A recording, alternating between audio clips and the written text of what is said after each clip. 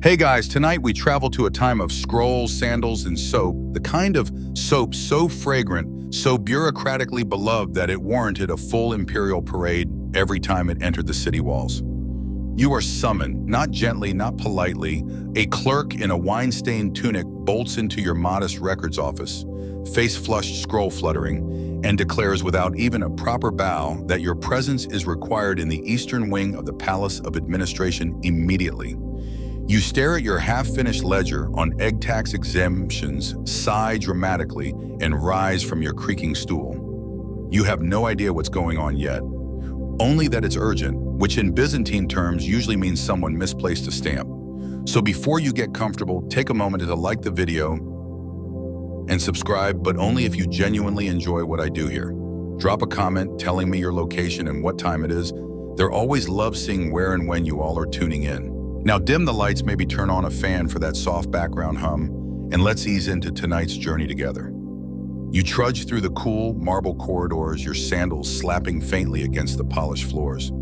The Palace of Administration smells faintly of beeswax, wet ink, and bureaucratic tension, three scents you've grown strangely fond of over the years. Every column is engraved with stoic faces of long-dead treasurers and procurement advisors. There is, as always, a quiet, sobbing echo from somewhere deep in the tax codex department. You don't ask. When you finally reach the designated office, a junior official gestures with the kind of urgency usually reserved for fires or loose geese in the archives. You are ushered inside, the head of scented inventory. A man with more rings than fingers glares at you across a scroll-littered desk. There's a problem, he says, theatrically flicking his robe as he sits. The soap has arrived early. You blink.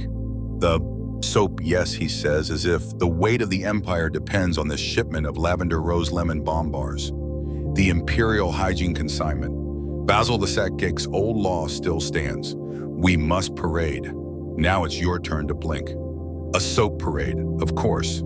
Here's what they don't tell you in bureaucrat school. Basil II, warrior emperor extraordinaire, once passed a highly ceremonial law requiring a full civic celebration every time the sacred cleansing agents of the court were replenished after a long shortage.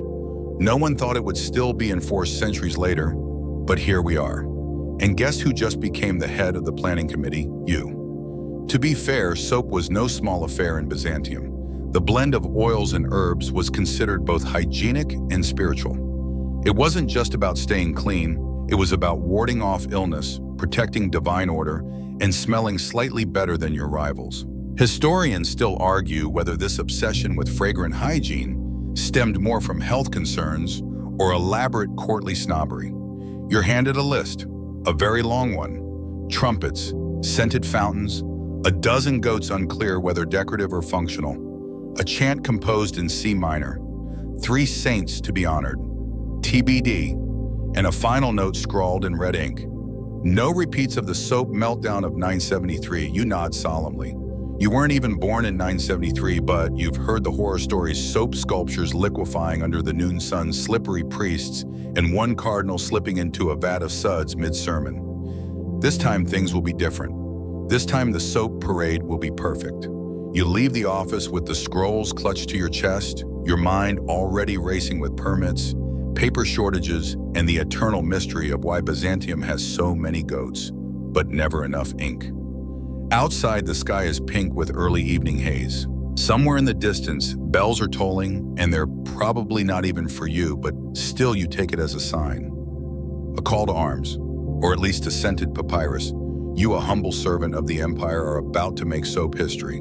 You wake the next morning to the sound of frantic knocking, an unusual event given that your door usually only hosts polite scroll deliveries or the occasional confused cat. You fumble into your robes, trip over a ledger from last week's census audit, and open the door to find a red-faced courier thrusting a roll of parchment into your arms. Inventory report, he gasps. It's worse than we thought. Of course it is. You unroll the scroll and scan the hastily scribbled figures.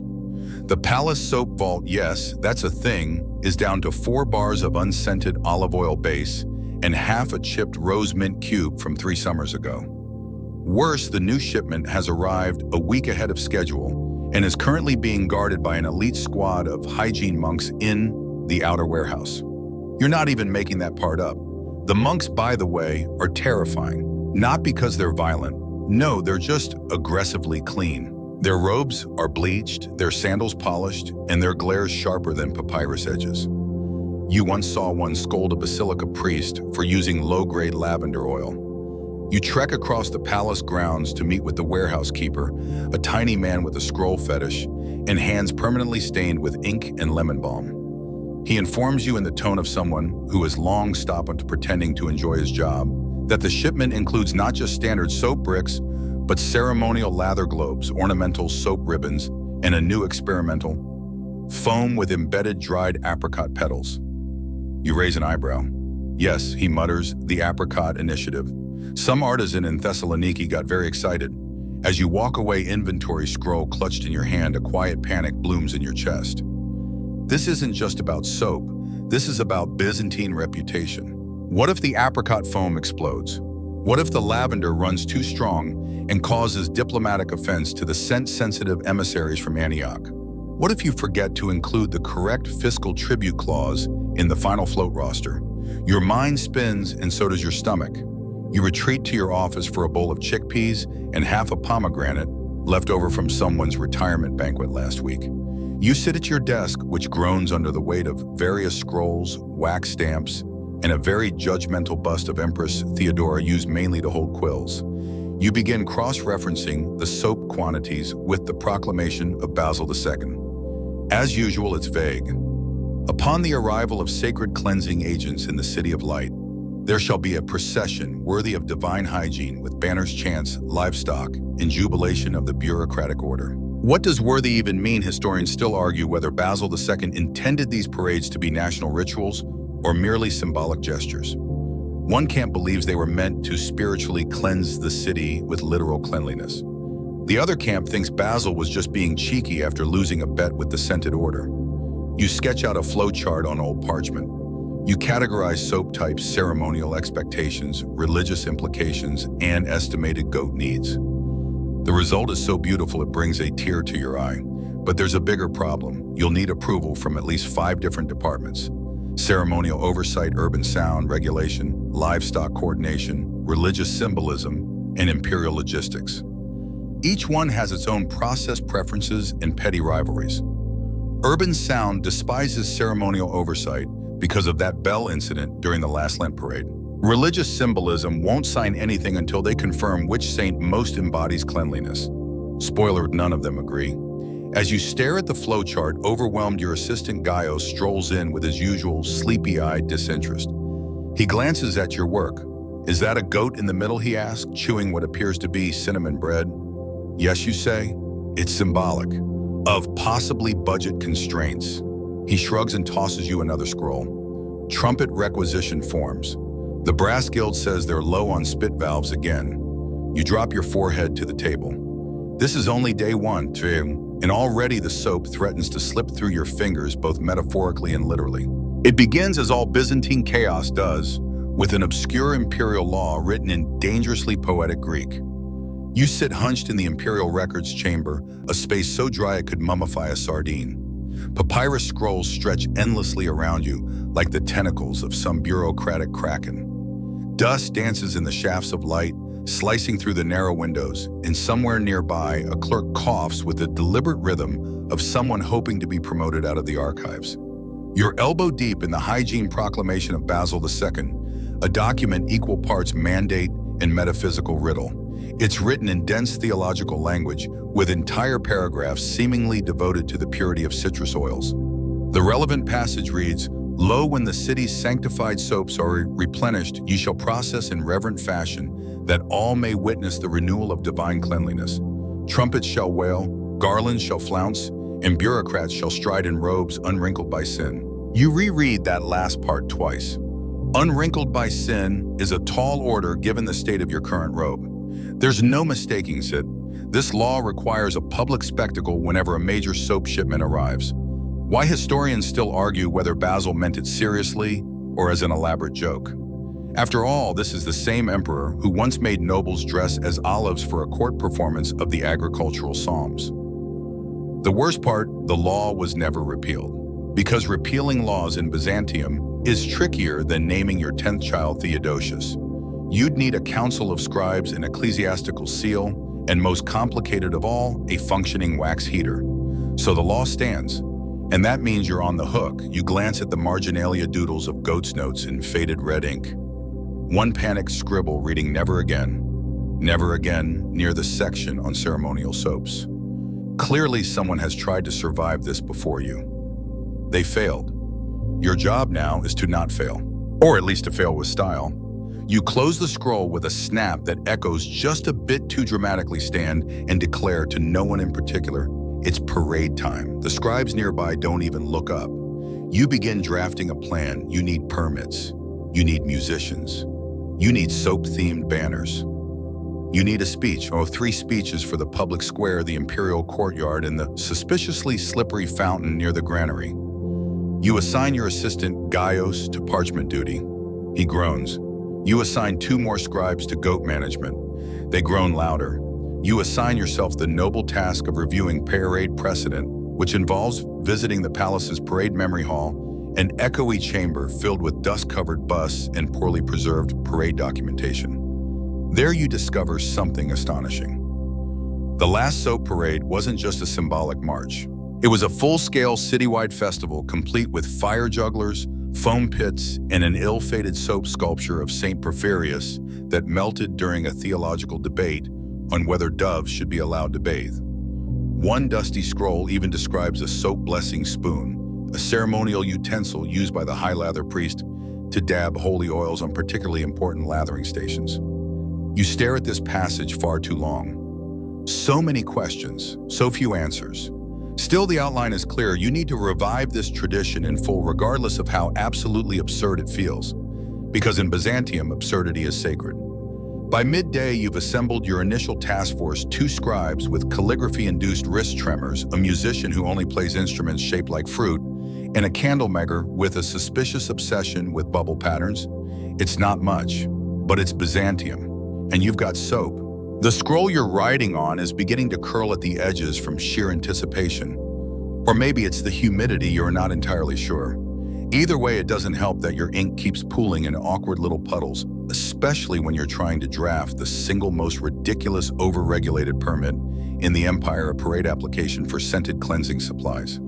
You sit hunched at your desk like an exhausted basilisk quill, clutched in ink-stained fingers, painstakingly looping your letters in accordance with the imperial form script, Style Guide Volume 2, Festive Exceptions.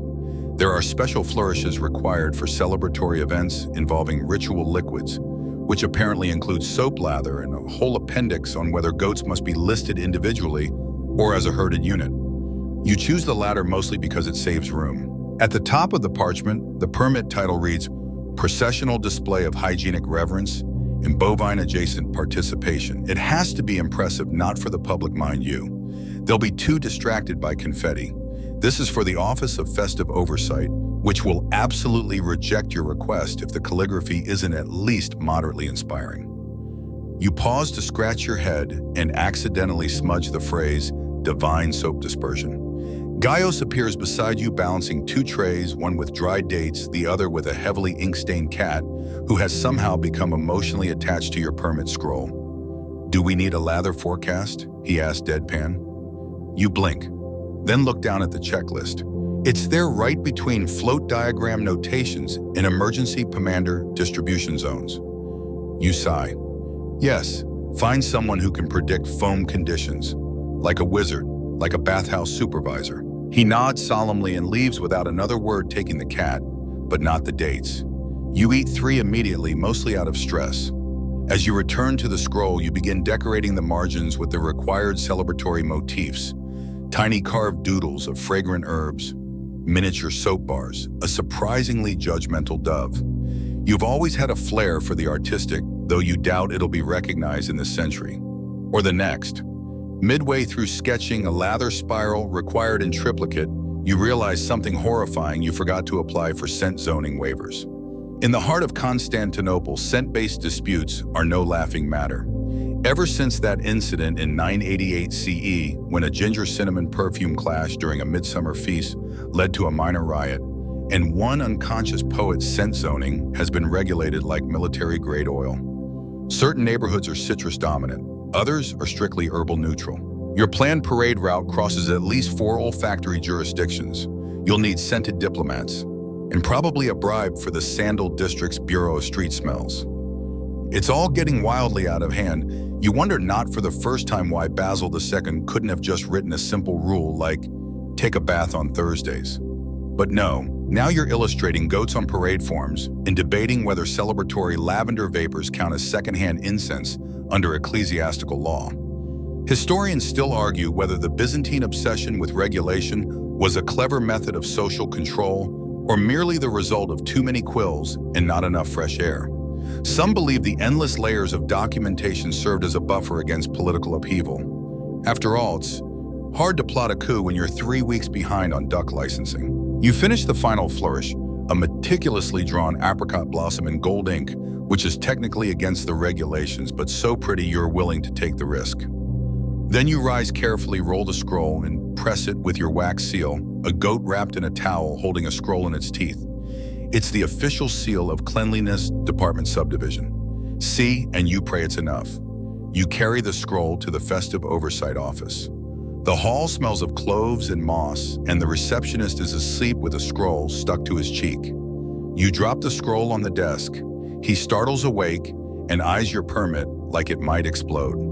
Then he nods once very slowly and says, "Flourish is acceptable. Goats noted. Expect judgment by Thursday." That's fast. You leave oddly proud.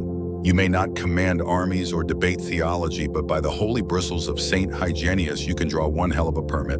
You barely make it back to your office before the shouting begins. It starts as a distant murmur, 2 tones both indignant with a rhythm, suggesting either intense academic debate or a street performance gone tragically off script. You quicken your pace, scrolls clutched to your chest as the voices grow louder, sharper, and unmistakably scented. You push open the door to find your desk flanked by 2 furious men in rival robes, each holding what can only be described as aromatic weapons. One is waving a bunch of rosemary branches like a gladiator brandishing a mop. The other clutches a perfume sachet with the subtlety of a battering ram. They both spin to face you. Tell him the sachet wielder barks. Tell him Matt's citrus notes represent the spirit of progress. He's diluted snaps the rosemary knight. Herbals have been blessed by 3 bishops and 2 emperors. That makes them holy. You blink, slowly. Who exactly are you? The sachet wielder puffs himself up. I am Leon of Lemons, head of the Guild of Refreshing Scents. The rosemary knight bows stiffly. And I am Gregor of Greenery, chairman of the Herbal Union of Byzantium. Of course you are. You rub your temples. Gaius appears from behind a cabinet holding a bowl of olives and the emotional detachment of someone who's seen too much. They've been here for an hour, debating which scent should lead the parade.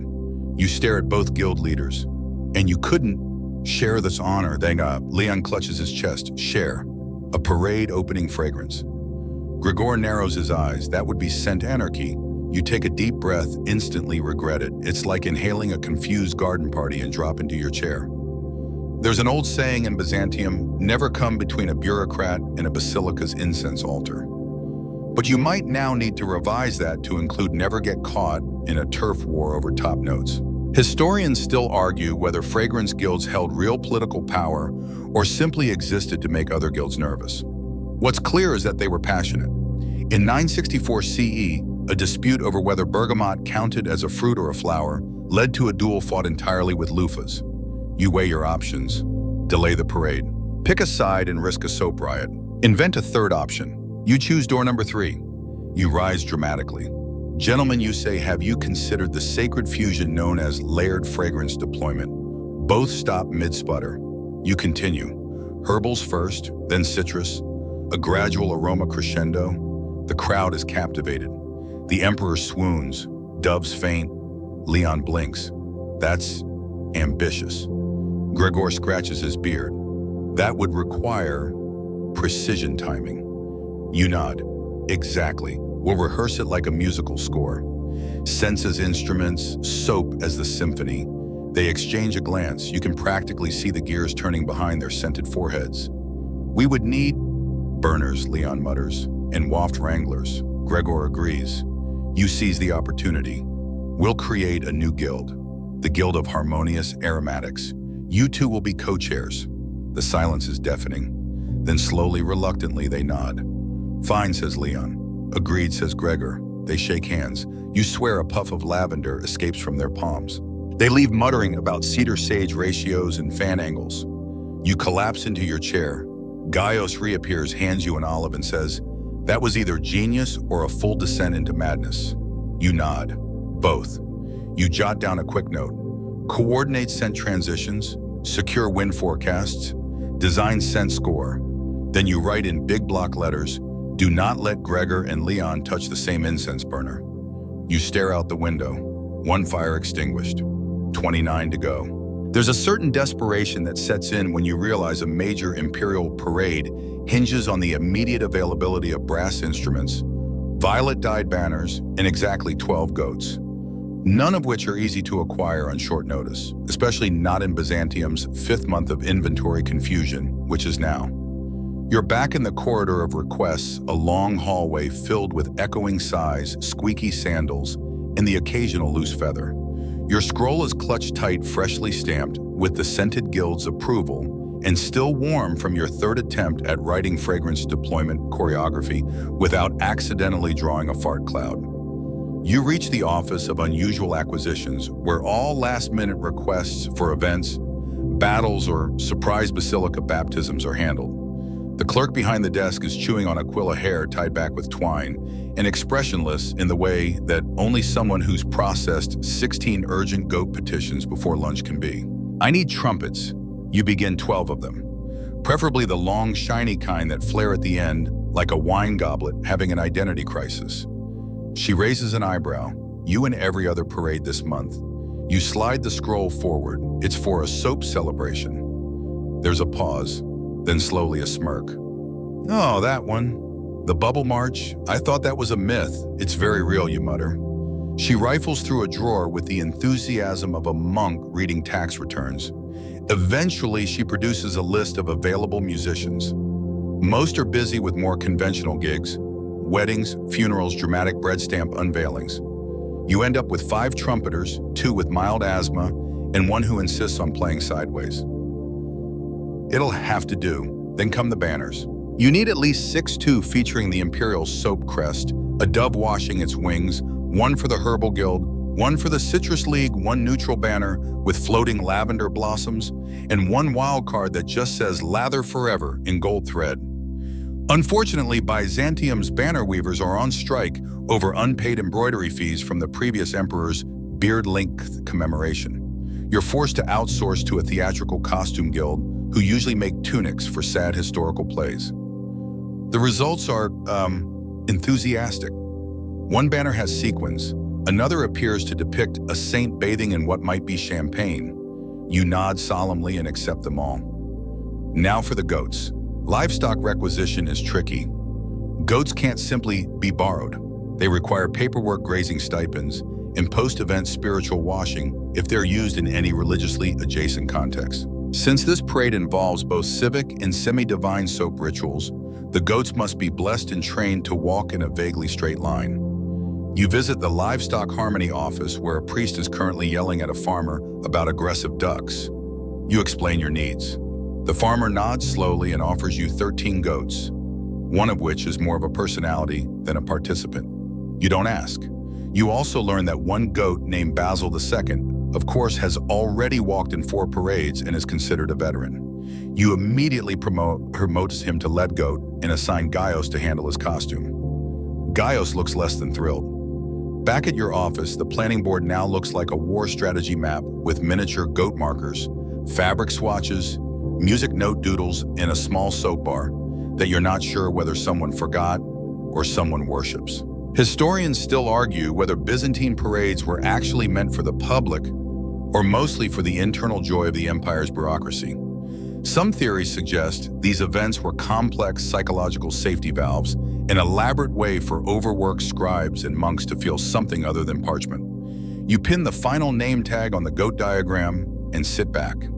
Trumpets semi-confirmed. Banners questionable. Goats divine. You take a breath, then immediately choke on the scented incense Gaius is testing in the corner. Too strong, he asks, eyes watering. You cough, wave the air, and nod.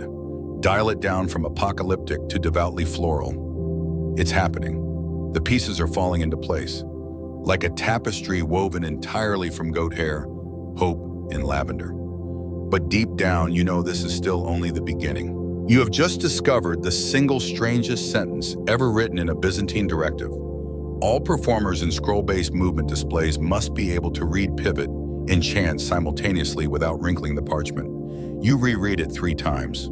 It's official. You are now responsible for training synchronized scroll dancers.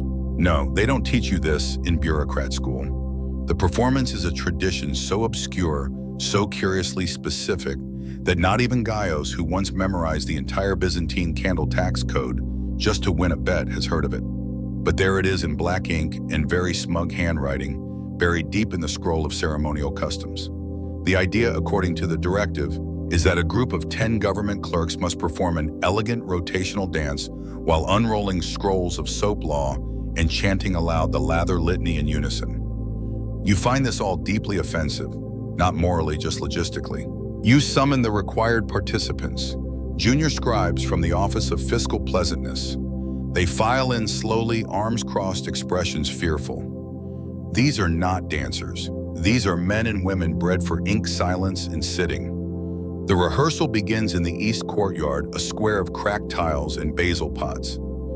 You draw chalk lines, assign positions, and hand each participant a scroll. One begins sneezing immediately. I'm allergic to basil, she explains, eyes streaming. Another opens his scroll backwards and panics. A third spins in place, slips, and lands in a basket of fig paste.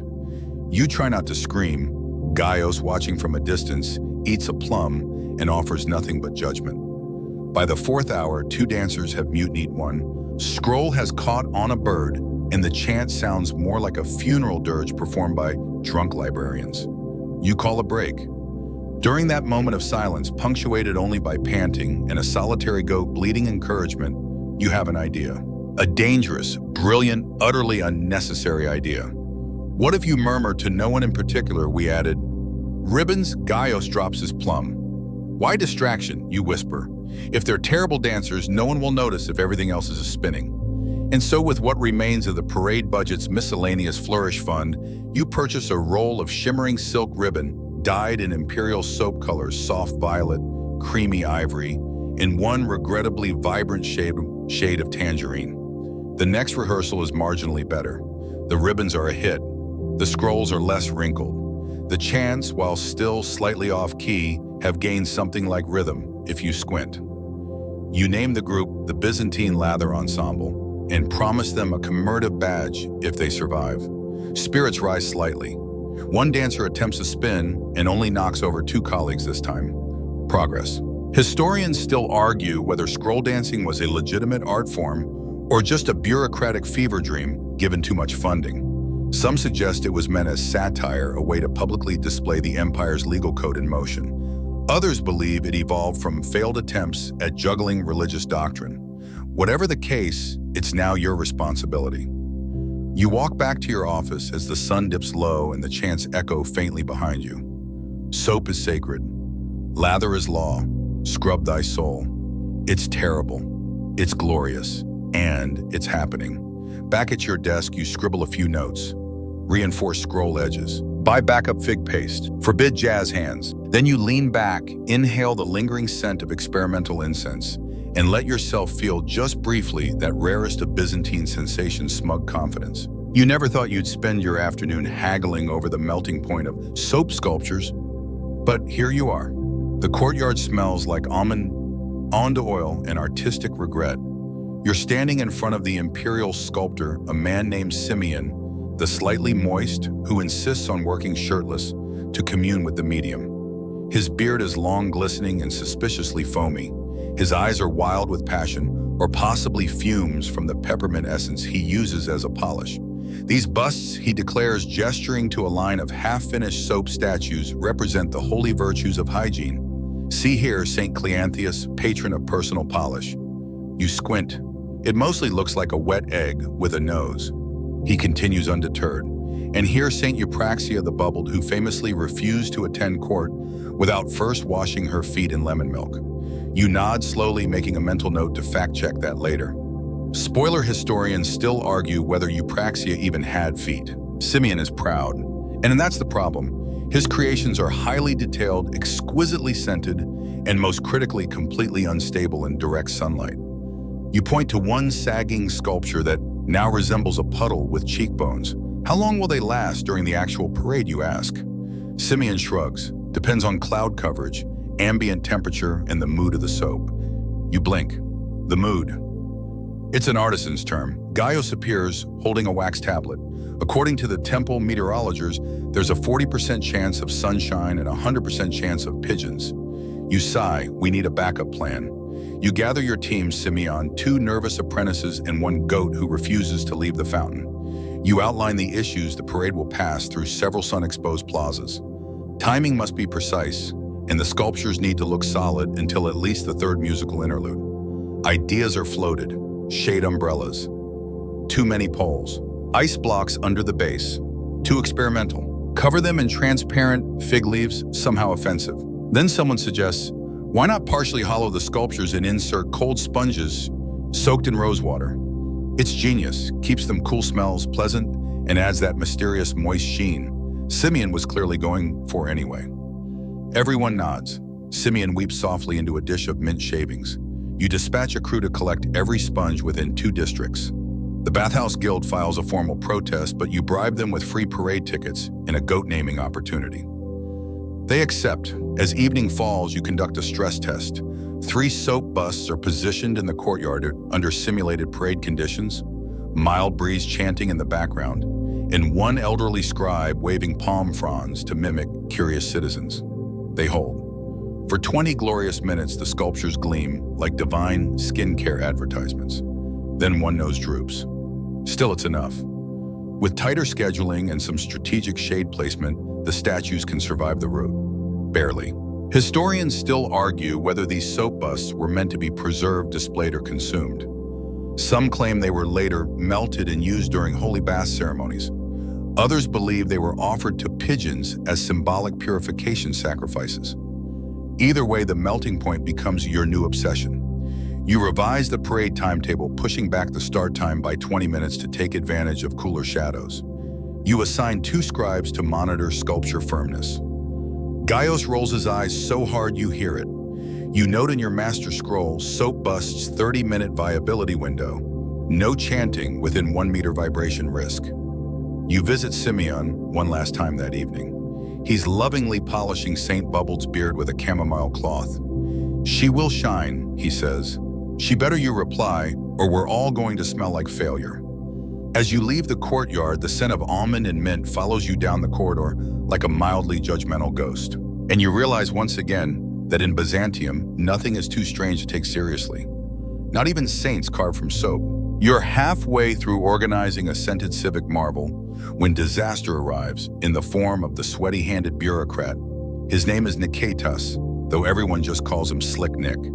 He's been with the Office of Documentation Purity for 17 years, though most of those were spent being politely asked to touch fewer things. He means well. He's efficient. He also happens to have the clammiest hands in all of Constantinople, capable of wilting scrolls and smearing wax seals with a single handshake. You assigned him to assist with approval transcription, a seemingly low-risk job. After all, what's the worst that could happen? As it turns out, a lot. You're reviewing scrolls when you notice a faint mildew scent. That's never good. You peel back the latest copy of the parade route authorization decree and gasp. The once crisp ink now runs like a toddler's watercolor. Names blur into vague metaphors. One neighborhood name has entirely melted into something district. Niketas stands nearby, smiling nervously, his fingers glistening like morning dew on a poisoned toad. I may have leaned on it, he whispers. You close your eyes, breathe, mentally scream. This scroll must now be rewritten, reapproved, and rescented. a process that takes 3 to 5 days minimum and involves appeasing both the Department of Urban Integrity and the Committee for Geographical Grammar. You assign Gaius to lead the scroll rescue team. He accepts grimly, equipping himself with drying powder blotting cloths and a tiny fan powered by goat. Meanwhile, you sit Nikitas down for a conversation. Nikitas, you begin gently. Have you ever considered gloves? He brightens. Oh, I tried, but they get soggy. Of course they do. Historians still argue whether Byzantine bureaucracy had official positions for scroll wreckers, or whether such individuals simply found their way into documentation by fate. Some scrolls in museum collections even contain what scholars call the smudge of shame, believed to be the legacy of people like Nikitas. You shift his duties. No more scroll handling. He's reassigned to the soap chant coordination team, where he can practice vocal projection without touching anything flammable or ancient. He is thrilled. You are relieved. Meanwhile, the replacement scroll work is progressing slowly. The only available ink is in the Persian plum hue, which clashes with the official parade color scheme.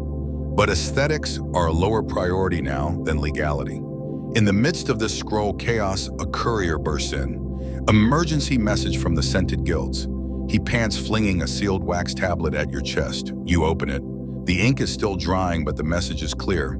Citrus delegation now demands second fragrance float.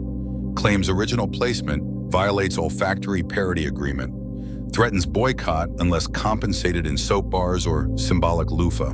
You look up, unblinking. You write back in large letters, fine, 1 loofah, but it gets its own banner. Then you file the tablet in your rapidly growing folder labeled Petty Threats and Scent-Based Ultimatums. Elsewhere, Nikitas can be heard practicing his chant stanza. Cleanse thy elbows, cleanse thy knees. Cleanliness brings Byzantines peace. It's off-key, but enthusiastic. And more importantly, the scrolls are safe, for now. You post a new sign on the office door, no ungloved hands beyond this point, especially if you gleam, just to be safe. You're summoned again, this time to a chamber so secret, so scent-heavy, that its existence is officially denied on at least 4 imperial maps. Hidden behind a tapestry of Saint Hygienia exfoliating a leper, the doorway creaks open into a low-lit corridor that smells of myrrh, thyme, and faint arrogance. You descend. Torches flicker. The floor becomes softer soapstone, you suspect. Literal soapstone. At the end of the corridor stands a single figure in dark robes, face obscured, hands tucked beneath sleeves, the way only very smug or very dangerous people do. You seek the recipe, the figure says. You glance behind you. I was told there'd be snacks. The rope shifts. This is the sanctum of the imperial latherers. You stare. The what now? The figure throws back the hood. It's an older woman, stern brow, sharp eyes, and cheekbones that suggest she drinks nothing but mint water and secrets. I am Irene Grand Sudmistress. You've requested parade inclusion of the sacred soap. You must be educated. You sit, mostly because your knees buckle slightly. She begins the briefing. The imperial latherers are a clandestine order of soap makers who answer only to the empress in an ancient book called The Palm of Purity. Their job, guarding the recipe for the royal scented cleanser, a blend of lavender, citrus peel, goat milk, and one ingredient known only as the Whisper of Byzantium. You ask what that last one is. She does not blink. Some believe it's crushed rose quartz. Others, the final breath of a very relaxed monk. You don't ask again. Irene produces a vial. Inside, an iridescent bar of soap, no larger than a walnut, glimmers like an angel's kneecap. This, she says, must ride the lead float. You swallow. Won't it melt? She smirks. Not this one. You're briefed on the rules. No touching without gloves. No exposure to commoners. Must be placed on embroidered velvet soaked in dew. Must be guarded by 2 latherers at all times unless birds are present, in which case 3. You take notes feverishly. Historians still argue whether the imperial latherers were a real order or simply a metaphor for the empire's obsession with ritual cleanliness. Some claim their secret soap was just higher quality olive oil mixed with panic. Others insist their ranks persist to this day, hiding among perfumers and spa attendants. Irene ends the lesson with a dramatic flourish. If the soap is dropped, the parade is nullified. The emperor will be forced to bathe alone. a gasp-worthy threat. You agree to the terms. You receive a small satchel containing 2 emergency scent diffusion sachets and a backup chant scroll, in case the dove faints. You emerge from the secret corridor blinking into sunlight in existential confusion. Gaius is waiting, holding a cup of date milk. You smell like basil and dread, he says. You update him. There's a secret guild. There's sacred soap. We're required to carry it on a velvet pillow guarded by a woman who could end me with a sneeze. He shrugs. So Thursday. Back in your office, you redesign the lead float. It must now include velvet pedestal. Not red, it clashes with citrus notes. 2 robed guardians, soap stabilization cushion. A detachable incense plume, pigeon contingency plan. You file a request for 3 stoic parade guards with symmetrical brows. Later, you stare at your growing plan board. String connects float maps, weather notes, goat placements, scent zones, and now imperial soap risk level ISRL. You add a new category. If soap is compromised, deploy backup. Up, chant, evacuate citrus, float, contact duck handler. You sit back, sip Gaius's date milk, and realize you've never been more prepared for something so profoundly unnecessary. The morning sun spills over the city like warmed honey, and with it arrives a new problem, a goose. Not metaphorical, not symbolic, a literal honking feathered anomaly currently waddling its way through rehearsal for the parade's dry run. You spot it as you're adjusting the soap chanter's platform height. One moment you're frowning at a platform leg that wobbles more than Byzantine theology, the next you're watching a majestic white goose strut past the Lather ensemble like it owns the plaza. Gaius sighs beside you. We told the goat team to clear the practice grounds. You nod slowly. That is, definitely not a goat. A junior clerk panics and throws a velvet sash over it. The goose clearly insulted honks aggressively and pecks the sash, then the clerk, then a bystanding scroll. The scroll bursts into scented flame, well, not actual fire, but one of those dramatic parchment splits that makes you want to declare war on poultry. Chaos unfolds.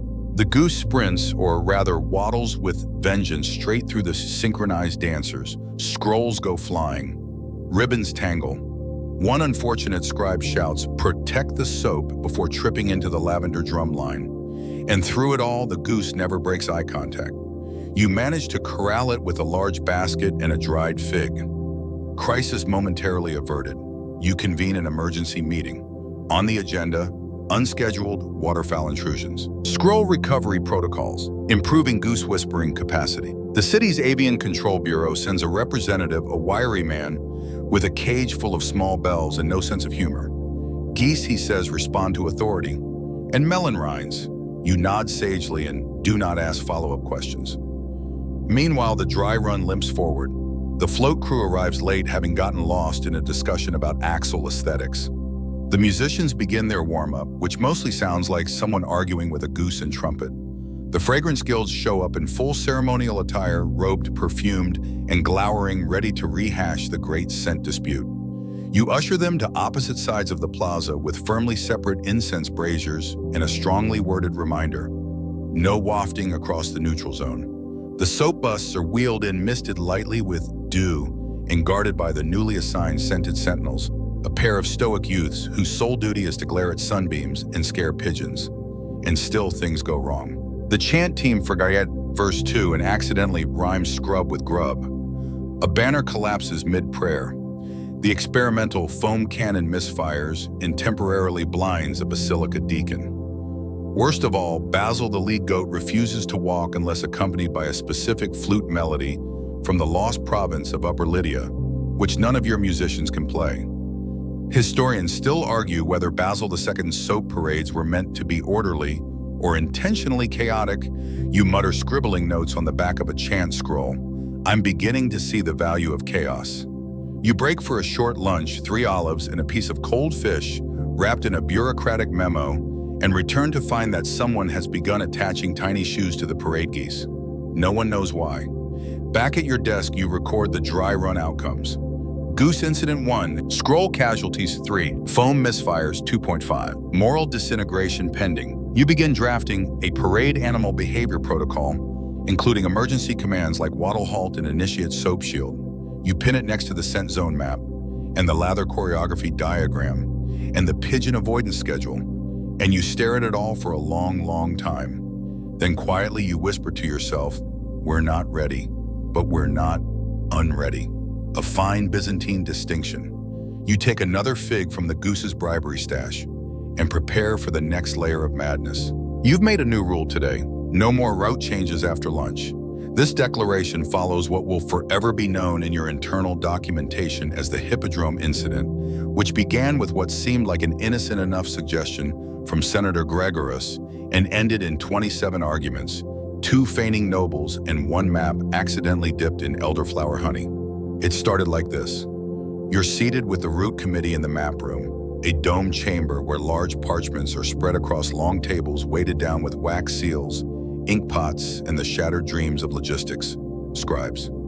Everyone is supposed to finalize the parade path, which up until this point follows a gentle curve through the main market past the Fountain of Unction and ends near the Emperor's Sun Pavilion. Enter Senator Gregorius. Draped in robes so heavily embroidered, they probably have their own tax bracket. He slaps a silver ring on the table and declares, "I propose we detour past the Hippodrome."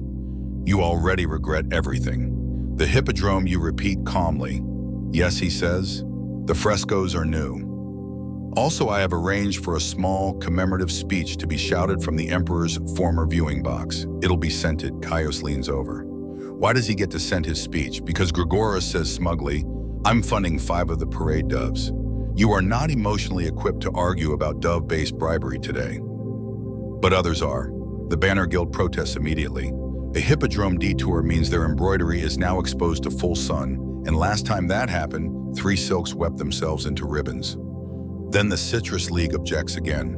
The Hippodrome is in a mint-dominant scent zone, and they fear it will overpower the grapefruit crescendo they've been planning since Tuesday. Religious authorities chime in next. One monk insists the Hippodrome is spiritually inappropriate for soap citing a vague dream, and 2 ancient coins. The livestock harmonizer clutches his clipboard and groans. The gradient near the west wall is goat hostile. You scribble all this down in the margin of the route map next to your growing list titled Byzantine Problems That Cannot Possibly Be Real But Are. At one point, someone suggests a compromise float loop, which sounds promising, until the soap sculpture preservation officer reminds everyone that soap turns volatile after corner number 4. After 3 hours of debate, only 2 outcomes are clear. No one knows what they're doing. Everyone is pretending they've read the soap parade manual of 947 CE. You excuse yourself under the pretense of checking scroll alignment and walk directly to the courtyard where you scream quietly into a jar of potpourri. When you return, you summon the only person who can broker peace, Steiner the cartographer, a woman whose maps are so precise they once stopped a war between pigeon trainers and window glaziers. She arrives in under 15 minutes, hair tied back with twine sleeves rolled up and smelling faintly of ink and peppermint wax. You brief her. She listens. She nods. She redraws. Within the hour, she's proposed a hybrid route, a brief symbolic turn toward the Hippodrome that allows the senator to wave the frescoes to shimmer in the distance and the soap to remain in the structurally stable quadrant. You declare it brilliant. Gregorius grumbles but accepts. The goat wrangler cries tears of joy, and the Banner Guild agrees to reinforce their embroidery with emergency resilient stitching. Historians still argue whether the Byzantine obsession with ceremonial routes was about logistics status or subtle theological one-upmanship. Some claim the paths themselves form sacred geometries meant to honor forgotten saints or impress disapproving uncles. Whatever the reason, your new parade path is a compromised masterpiece. You pin it to the wall next to the Lather sequence chart and update the main scroll. Final route revision 6B, modified Hippodrome nod with crescent loop. You underline it twice and write in large letters, "No more changes after lunch." And then you lock the door. You never thought your career would hinge on confetti math. But here you are perched at your desk, surrounded by crumpled calculations and tiny pastel paper scraps, furiously scribbling formulas that blend fiscal projections with estimated emotional uplift per square meter of fluttering. Welcome to the budget crisis over confetti rations. It begins with an innocent enough suggestion from the Department of Celebratory Emissions. We need more color, darling drawls, Themistocles, head of decorative joyfulness, and occasional amateur harpist. Last year's egg parade barely moved anyone to tears. You try to smile. The egg parade was a funeral procession, exactly, he says. Themistocles flutters a scroll under your nose detailing his grand vision. Confetti bursts at every scent transition, including a final avalanche of shimmering flecks during the unveiling of the sacred soap. It's bold, it's dramatic, it's also wildly over budget. Where exactly, you ask? Do you think I can find 2,000 drams of dyed paper in 5 days? He arches a brow. Reuse last year's. You shudder. You can't recycle grief confetti, Themistocles. Still you try. You call in the confetti master, a woman named Daria who runs the Paper Jubilee workshop just outside the Aqueduct district. She wears a shawl made entirely of shredded poetry and speaks only in syllables divisible by 3. She listens to your dilemma. Then she says, you get 5 bursts, 1%, no more. You sigh with relief until she adds, also glitter is banned since the Basilica debacle. You don't ask. Instead, you revise the plan. Confetti will now deploy only at major lather moments and must be made from either recycled parchment edges or pressed flower sheets from the Ministry of Herbal Quietude. This brings you to the next challenge, doves. Earlier in the week, the emperor requested at least a symbolic appearance of doves during the final soap benediction. But as you now realize, your budget only allows for 3 doves, not the imperial minimum of 5. Gaius suggests painting 2 chickens white. You consider it. But then you remember the feather controversy of 962, in which a priest mistook a dyed goose for a messenger of heaven and preached a 3-hour sermon to it. No poultry substitutions, not again. You call in a favor from the royal aviary liaison and a woman named Pelagia, whose only hobby is teaching birds passive-aggressive flight formations. She agrees to loan you 2 extra doves on the condition that they receive front-row seating during the soap blessing and a post-parade snack of candied millet. You add it to the list. Meanwhile, the finance minister arrives unannounced, holding a tiny abacus and a huge sense of doom. We're overspending, he says flatly. You present your revised budget: soap float materials, emergency scroll, drying kits, blessed goat snacks, contingency pigeons, and a line item simply labeled theatrical solemnity. He blinks. You can't quantify solemnity. You counter, we're in Byzantium, we quantify everything. Historians still argue whether Byzantine festivals were opportunities for civic bonding or thinly veiled budgetary puzzles designed to torture the accounting class. One theory claims some bureaucrats faked entire parades just to justify their papyrus orders. You're beginning to understand why. In desperation, you cut 2 banner poles, reduce the ceremonial incense count by half, and cancel the proposed traveling fragrance choir from Smyrna. Still, you're short 1 silk ribbon budget and 2 trumpet flourishes. Then you get an idea. You create a new role, the confetti conservator, responsible for catching lightly used confetti midair and relaunching it discreetly. Gaius raises a skeptical brow. You respond, we'll call it holy reflourishment. He groans. You write the title in gold ink anyway. With that, your revised plan is submitted. You include a footnote. On the event of a shortfall, the goat team will distribute lavender petals by hoof. You sit back, rub your temples, and mutter the eternal words of Byzantine budget keepers everywhere. Let the doves do what the coin cannot. You're not proud of how many dusty ladders you've climbed today, nor of how many times you've sneezed while buried in scrolls that smell like mildew, goat oil, and regret. But when a parade teeters on the edge of collapse, you go to the last place any sane bureaucrat avoids: the vault of forgotten precedents. It's hidden in the oldest wing of the administrative complex behind a door labeled MISC, Smells, Ceremonies, and Interdepartmental Folklore. You only found it because a floor tile came loose during your weekly walking in circles, muttering session. Inside, it's chaos. Scrolls pile like snowdrifts. Wax seals crunch underfoot. There's a skeletal hand holding a broken quill near the food parade hybrid section you choose not to investigate. You're here for one reason: the soap standard of 973 CE. Historians still argue whether it was a real regulation or just a very specific prank, but your supervisor insists it contains valuable ceremonial guidance. And since your current standard has melted, literally 1 copy was stored near the tea brazier, you have no choice but to go artifact hunting. You locate the right shelf thanks to an ominous pigeon feather resting on a scroll labeled Urgent Lather Expectations. And there it is, the soap standard, written in florid script, edges curling like nervous snails. Smells like rosemary and litigation. You unroll it carefully. The contents are unexpected. Soap floats must be preceded by a single bell toll struck with a scented glove. Each sculpture must include a carved spiral symbolizing the cyclical nature of cleanliness and empire. Every official involved must wear one lavender-scented accessory, ideally visible from a second-story balcony. In the event of melting, beyond 40% emergency washing shall be conducted in silence with bowed heads and polite coughing. There's also a margin note that simply says, "Remember foam equals faith."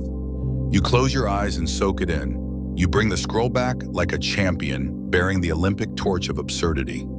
Gaius meets you at the office door, eyes wide. "Is that the real thing?" You nod. "Smells authentic." He sniffs. "Smells like my aunt's bathhouse." You add these newly recovered regulations to your planning board, creating a new column titled 973 Protocol Integration. The bell toll is assigned to a nervous but punctual intern named Markianos, who insists on practicing hourly. The lavender accessories are distributed via emergency workshop, mostly ribbons, one surprisingly fashionable cravat. You personally draw the soap spirals onto the bus with a rosewood stick dipped in blue dye. The sculptor, Simeon, the slightly moist, weeps openly at your interpretive curvature. And you quietly brief all officials on the 40% melt rule, whispering polite coughing like a sacred mantra. But the scroll also contains something more. An annotation believed to be from Empress Eudokia herself: "The empire must shine in all its foolishness. If we cannot march for soap, we are not worthy of our sandals." You write that down and pin it above your desk. And for the first time in days, you feel something approaching pride. Yes, this entire production is ridiculous. But it's your ridiculous. You are the master of scented ceremonies, the high steward of soap logistics, the last defender of lavender foam. You straighten your robe, re-ink your quill, and declare with unnecessary gravity, "We're bringing back the 973 standard." Gaius claps, then mutters, "I'll tell the GOAT team." If there's one thing you've learned, it's this: choirs are terrifying, not in the traditional thunderclap and fire sense. No, this fear is quieter, more bureaucratic, the kind that creeps up on you when 16 singers in varying shades of ecclesiastical purple demand matching robes by sundown.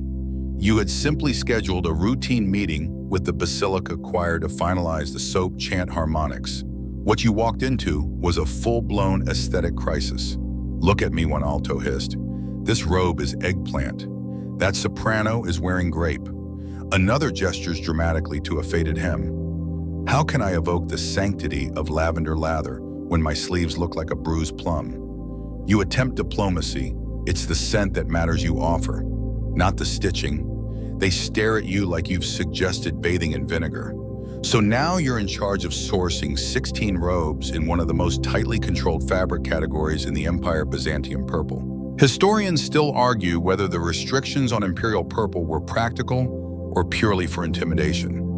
One theory suggests the dye's costliness, derived from thousands of crushed mollusks, wasn't nearly as powerful as the threat of fashion-based exile.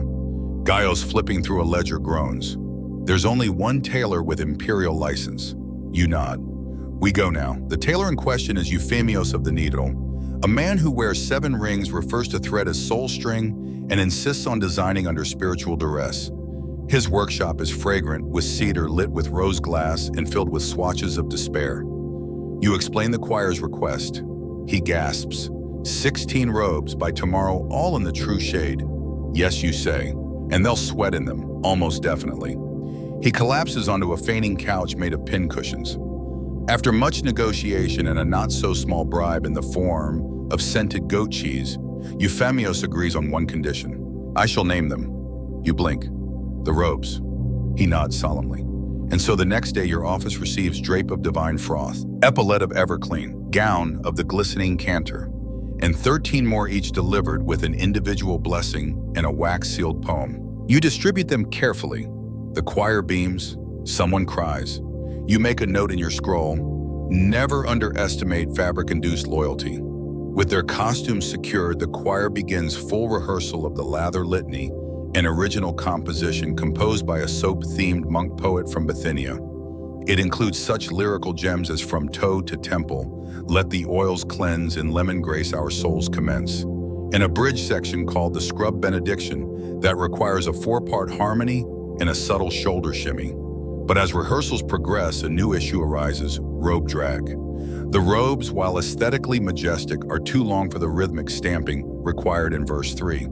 Several singers trip. One nearly knocks over the confetti conservator's test bucket. A goat becomes emotionally disturbed. You call an emergency design summit. Euphemios refuses to shorten the robes. They are poems, he snarls. You wouldn't edit Sappho. You consider briefly whether poetic fashion homicide is allowed under municipal law. Eventually, Gaius proposes a compromised decorative robe, gathers subtly pinned at the ankle, with gold clasps shaped like soap bubbles. Euphemios weeps with joy. The choir sings on. By sunset, the robes catch the light like ocean mist wrapped in bureaucracy. You observe from the balcony, watching them sway as the chorus rises. We lather not for vanity, but for the gleam of destiny. It is both ridiculous and genuinely moving. You jot down a final note. Soap may melt, goats may faint, but this choir slaps. You wake to the sound of shouting and soap. That's never a good combination. The rehearsal courtyard is a disaster zone. A chorus member is stuck in a fountain. The confetti conservator is tangled in a banner.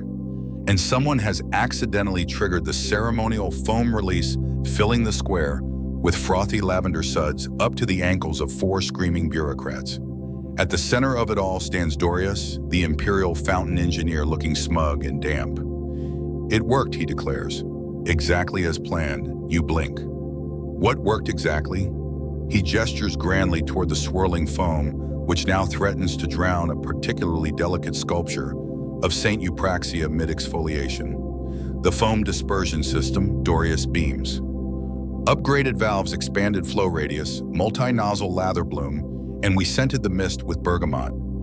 Gaius appears at your elbow, soaked and unimpressed. Also, it launched one of the soap busts into a shrub. You stare at Dorius. Wasn't the test scheduled for tomorrow? It was. He nods, but the goats were curious, and I am easily persuaded. You sigh, stepping carefully across the slippery stones, trying to rescue what remains of your schedule. The worst part? The foam looks magnificent. It shimmers in the sun like some divine shaving cream apocalypse. If this weren't a rehearsal, you'd almost consider applauding. Almost. But now you've got a sculpture to recover, a chant rehearsal to reschedule, and half a city wondering why the Basilica Square smells like an herbal spa explosion. Back in your office, you call an emergency meeting. Topics include structural stability of foam cannons, visibility, concerns for short participants, goat reaction patterns to rapid foam deployment. Whether bergamot is officially blessed as a scent of sacred ceremony, Dorius insists the final version will be even frothier. You resist the urge to weep into your papyrus. Historians still argue whether Byzantium's love of spectacle was a manifestation of political dominance or just deeply repressed theater kids in togas. The foam cannons, they say, were either symbolic purification devices or extremely niche status symbols. Either way, yours are now famous. Already 3 nobles have requested private lather features for upcoming birthdays. One has offered to rename his cat after you in exchange for an advanced demo. You assign a foam supervisor. You call her Micra, the mist-minded, mostly because she loves alliteration and has a calming presence in moments of soapy panic. Her first rule, no foam near doves. Excellent. Gaius, meanwhile, works on a froth radius map so that scroll dancers don't trip again. He uses 5 types of ink and a goose feather pen.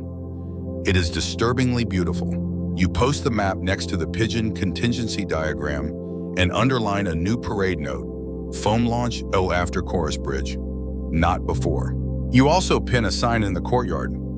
Caution lather zone. Enter with purpose or towel. Later, as the sun sets and the foam recedes, the sculpture of Saint Eupraxia is recovered with minor nose damage and a very clean foot. Simeon, the slightly moist, swears this makes her more authentic. You nod. You've stopped fighting logic. And perhaps that's the greatest step a Byzantine parade planner can take. There's a new debate brewing. It's not about foam this time, nor goats, nor even doves. It's a philosophical crisis that's been smoldering for weeks beneath the scented surface of the parade. Which saint deserves to be honored in the soap march? You hadn't realized this was still unresolved. That is until Father Methodios appears in your office, arms full of scrolls, face flushed with righteous conviction. It cannot be Eupraxia, he insists, slamming one scroll dramatically onto your desk. Her association with lavender is legend, not doctrine. Behind him, Father Leonidas huffs. And yet her statue survived the foam flood nose aside. If that's not divine endorsement, I don't know what is. You sigh, loudly. The kind of sigh that says, I've already dealt with a scented goose and emotionally fragile confetti. Please don't make me referee theology. But here you are. You assemble the Emergency Canonical Review Committee, 5 monks, 3 archivists, and 1 deacon, who just really enjoys lists. Each presents a candidate, Eupraxia the clean-footed, allegedly washed her sandals before every sermon. Gregentios of the grime-free, known for banning dirt floors in his parish. Saint Sozon the Sudsy, possibly fictional, definitely referenced in a marginal doodle from the Soap Codex of 902. Basil the Dripper, popular among bathhouse workers, unclear if he was ever actually canonized or just extremely sweaty. Polyxena the Perfumed, martyred via overexposure to frankincense. That takes dedication. The discussion is heated. One monk claims Gregentios invented loofahs. Another argues Sozon never existed. Someone accuses Basil the Dripper of heresy based solely on his beard length. You take careful notes, add a column to your parade diagram titled Saint Visibility Grid, and begin weighing your options. Why not honor all 5, you suggest too optimistically? No, says Father Methodios. That's scent-blending idolatry. Eventually, Gaius proposes a compromise.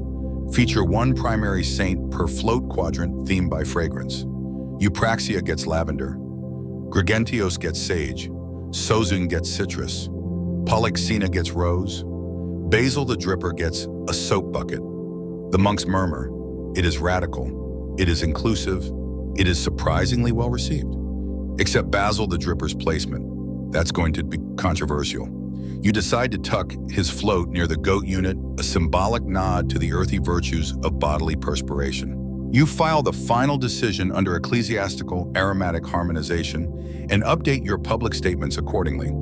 Meanwhile, the chorus needs new lyrics. Eupraxia of scented grace, Gregentios, who scrubbed each place. Sozon suds and Polyxen perfume, basil bold with drip and plume. It doesn't quite scan, but it's earnest. Historians still argue whether Byzantine saint selection was guided by genuine piety or politics disguised as piety, wrapped in scented wool. Some believe these debates were theater meant to soothe citizens through the illusion of holy order. You believe it's mostly about who had the better chant meter. You lean back in your chair. Lavender wafts in through the open window. You murmur, drip and plume, and shake your head, and the parade inches closer toward destiny. There's a smell in your office today that can only be described as roasted bureaucracy. It's lunchtime, and the only edible thing left is a bowl of slightly damp chickpeas and a flatbread that's somehow both stale and sticky. Gaius stares at it like it owes him money. You chew slowly, reviewing parade documents, when a new crisis enters. Not with drama, but in the form of a complaint scroll from a neighboring bathhouse. You open it and read the first line. Your recent incense testing has angered our cat. You pause, then reread it. Yes, that's what it says. According to the scroll, the bathhouse of cleansing harmony has a resident feline named Pericles, who has taken offense to the parade's citrus-heavy rehearsals. His response has included knocking over sandalwood burners, sleeping inside laundry baskets, and most recently, biting a soprano. You blink, and write this down in your notebook under a new heading, Additional Stakeholders, Felines Unexpected. You draft a response scroll assuring them that parade aromatics will be adjusted during proximity to feline-sensitive zones. You include a tiny olive branch and a gift sachet of unscented pomander labeled from the Office of Smell Diplomacy. Problem semi-solved. The chickpeas, however, remain tragic. Just then, Gaius returns from his afternoon errands carrying a plate of pickled plums, 2 wrinkled figs, and a face of pure despair. There was a snack riot, he says. 2 vendors got into a shouting match over whose olives were more spiritually fulfilling. You raise an eyebrow. Apparently, there's now a dispute over which snacks will be sold during the parade. On one side, the traditionalists who insist only ancient Byzantine snacks like garlic figs, vinegar almonds, and blessed barley lozenges should be permitted. On the other, the imperial snack modernists who want to sell pickled cheese cubes on sticks, a culinary innovation banned in 3 provinces for inciting gluttony. You summon the Parade Culinary Oversight Board, which consists of 1 cook, 1 bishop, and a man who once swallowed an olive pit and claimed to receive divine visions. The debate is swift and illogical. Eventually, you craft the compromise, traditional snacks only within 100 paces of a saint float. Modern snacks allowed near goat zones and musical stages. No cheese cubes in the splash radius of sacred soap. Everyone grumbles, everyone signs. You create a map titled Snack Zones of Acceptable Reverence, color-coded by digestibility and holiness. Meanwhile, outside, the scroll dancers rehearse in the courtyard, now accompanied by Pericles the cat, who seems to have forgiven everyone after being fed an anchovy. Simeon the slightly moist arrives next with an update. He's added glittering shells to St. Eupraxia's soap base. You inspect it carefully. It does shimmer. It also seems to be attracting birds. Only the devout ones, he insists. You sigh. Your desk is now covered in a half-eaten fig, an angry napkin sketch of a snack cart, a scroll titled Lather Permissions for Windy Alleys, a tiny cat paw print. In ink, thanks Pericles, historians still argue whether Byzantine parade planning was an art, a performance, or an act of divine endurance. Some believe the elaborate attention to snack, scents, and spontaneous wildlife involvement was all part of a larger metaphysical metaphor that cleanliness is not just physical, but social. You just think someone should have outlawed olives long ago. As the sun dips, you post the final snack memo: savor with reverence. Chew within your quadrant. Do not feed the goat mid-chant, and you lean back in your chair wondering vaguely how many calories it takes to maintain an empire of soap. The parchment on your desk is pulsing with urgency. Not literally, but the red ink does feel threatening, and the wax seal bears the unmistakable imprint of Rome's interfragrance ecclesiastical advisory, which usually only communicates via courier dove or post-liturgical whispers. You crack the seal. The scroll reads, "Papal delegation requests clarification. Is the sacred soap infused with frankincense or myrrh? Declaration required. Potential for diplomatic implications." You reread the last part, diplomatic implications, because apparently one whiff of the wrong biblical resin and the entire papal audience might be spiritually offended, or worse, theologically unimpressed. You look at Gaius, who is currently folding a scented map into an origami goat. Did we ever decide on frankincense or myrrh? He frowns. I think Simeon used both. One in each nostril of St. Cleanthius. Of course he did. You dash to the sculpting courtyard where Simeon the slightly moist is buffing a halo with an oiled toothbrush. He looks up, beaming. Good news, he calls. I added just a touch of cinnamon for mystery. You groan. We need a definitive scent for papal notification, you explain. They want certainty, precision, something they can theologically spin into an allegory. He blinks. But why not give them all 3? You imagine the scroll now. The sacred soap embodies frankincense, myrrh, and cinnamon, a holy trifecta of cleansing. It's brilliant. It's also risky. You consult Father Methodios, who grimaces. Cinnamon is a culinary herb, not liturgical. This borders on heresy or dessert. Still, he agrees reluctantly if you downplay the cinnamon and emphasize the metaphor. You draft the official statement. The sacred soap honors the triscended tradition. Frankincense for divine elevation, myrrh for sacrificial purification, cinnamon for the warmth of communal joy. Symbolic only, endorsed by the imperial scent. Review Council, you send the scroll by Fasco courier. The Vatican should receive it by nightfall. Meanwhile, the chorus needs to adjust the benediction verse to reflect the new centum alignment. They argue for 45 minutes over whether cinnamon can be sung without sounding like an enthusiastic sneeze. They settle on, with myrrh we mourn, with frankincense we rise, with cinnamon's kiss our spirits harmonize. It's dangerously catchy. Back at the planning board, you update the scent matrix, a diagram, now so dense it has its own gravitational field. Each quadrant of the parade now emits a different note: lavender, citrus, rosemary, and now, very carefully, holy blend number 3. But there's a new problem. One monk in the religious symbolism subcommittee, Brother Nicetas, No relation to sweaty Nicetas refuses to endorse the inclusion of a warm spice without canonical precedent. You counter with your trump card, a marginalia sketch from the scroll of aromatic offerings, showing what might be a cinnamon stick in a bowl near St. Thecla. He sighs. You win. Gaius posts a placard near the sacred soap float. Please refrain from licking the soap. It is infused with holy ingredients in one mildly spicy metaphor. You collapse into your chair. You are now responsible for the olfactory theology of a world religion. Historians still argue whether Byzantium's use of sacred scents was deeply devotional or just very enthusiastic marketing. Some say the soap parade marked a shift in ecclesiastical fragrance diplomacy. Others believe it simply made everyone smell better while disagreeing. You update your checklist. Frankincense confirmed, myrrh balanced, cinnamon cautiously metaphorical, Rome hopefully pacified, soap 3% spicier. You add a new scroll to the archives, scented diplomacy, the nasal agreements of parade year 1, and you breathe in the oddly calming mixture of resin, citrus, and silent dread. The soap chant is falling apart, not metaphorically audibly. What began as a smooth 4-part harmony has morphed into a musical identity crisis. One section is in C minor, another in A major, and the tenors have apparently wandered into free jazz.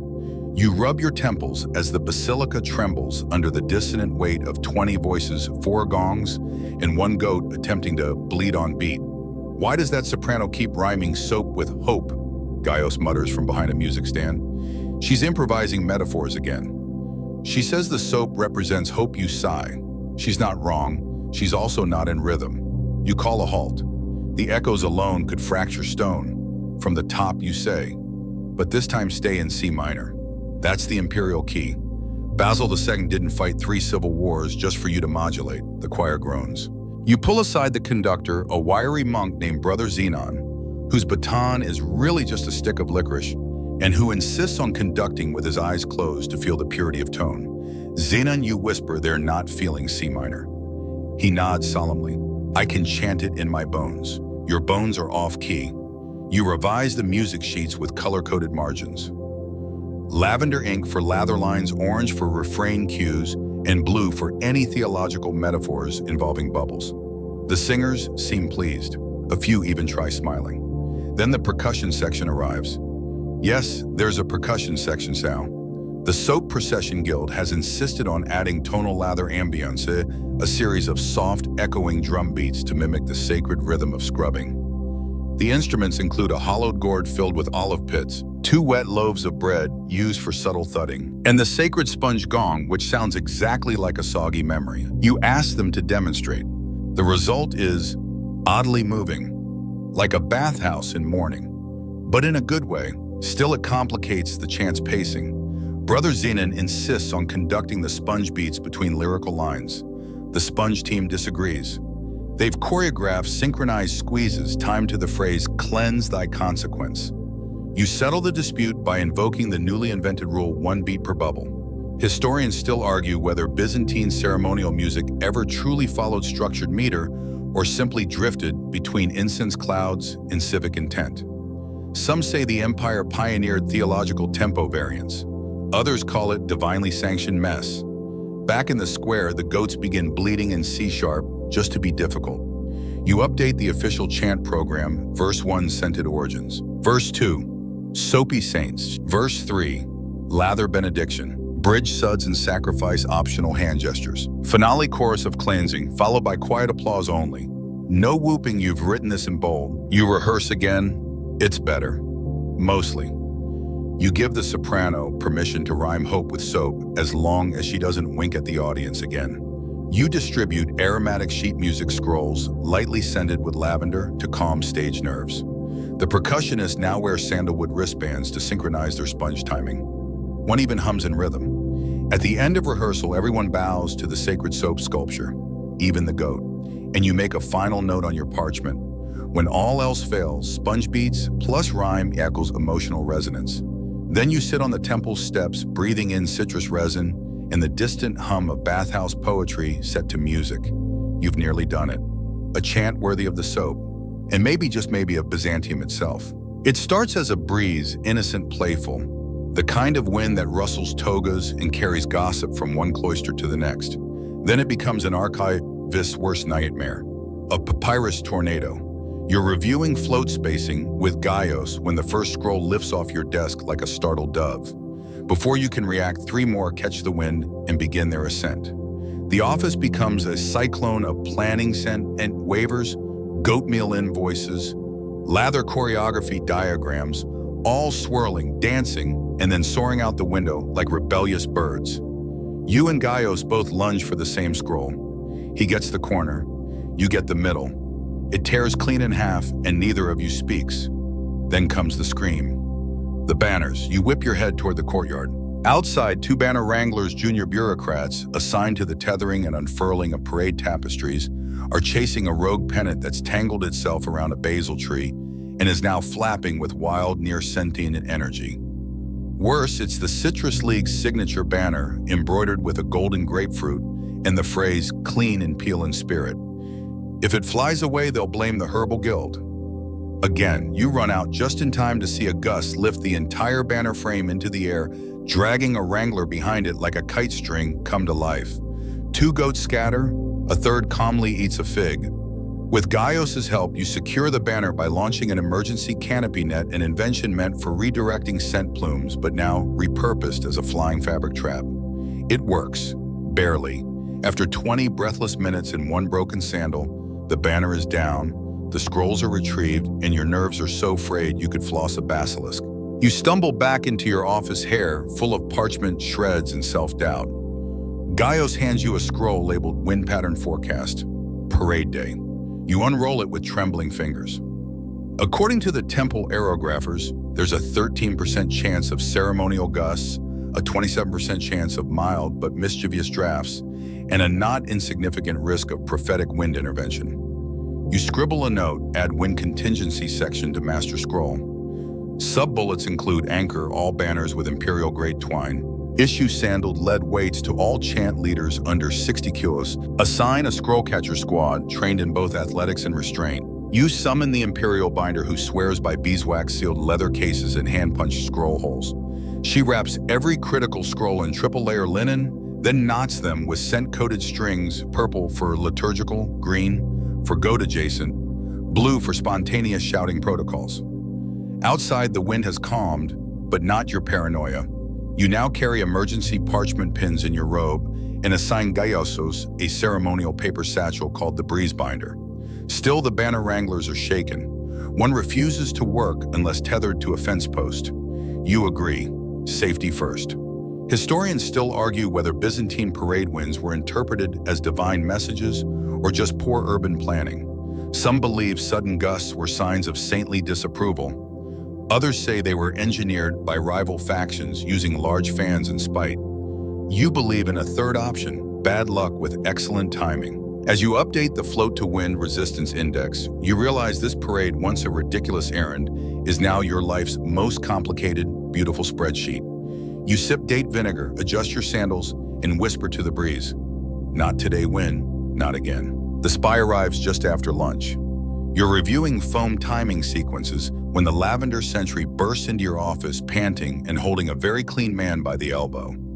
The man is suspiciously well-groomed, clutching a sketchbook, and smells faintly of sandalwood and intent.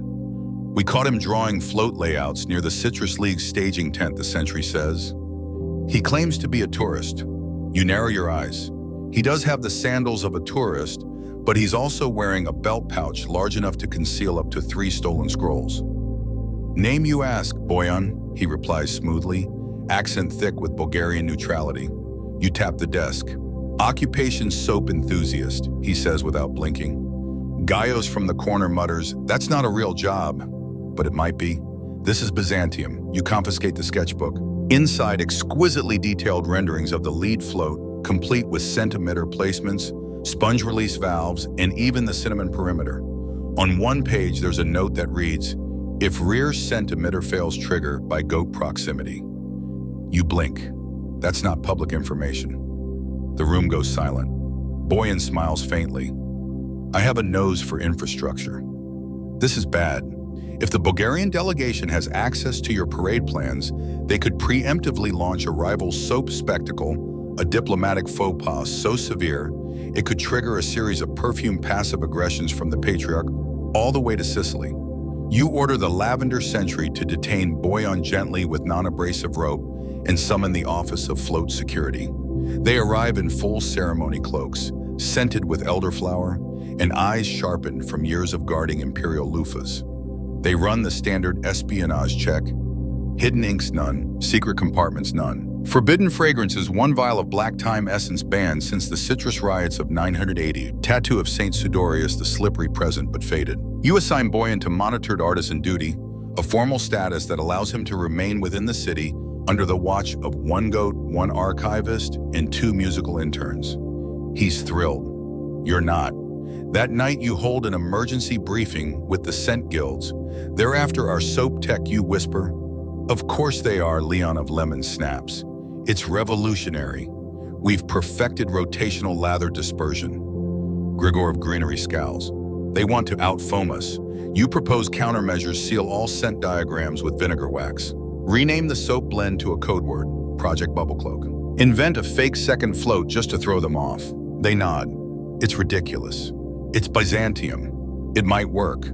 Historians still argue whether foreign spies truly infiltrated civic parades or if this was just how Byzantines coped with pre-event anxiety. One theory posits that the empire invented espionage not for war, but for event planning. Back at your desk, you scribble notes. Spy status, mild threat.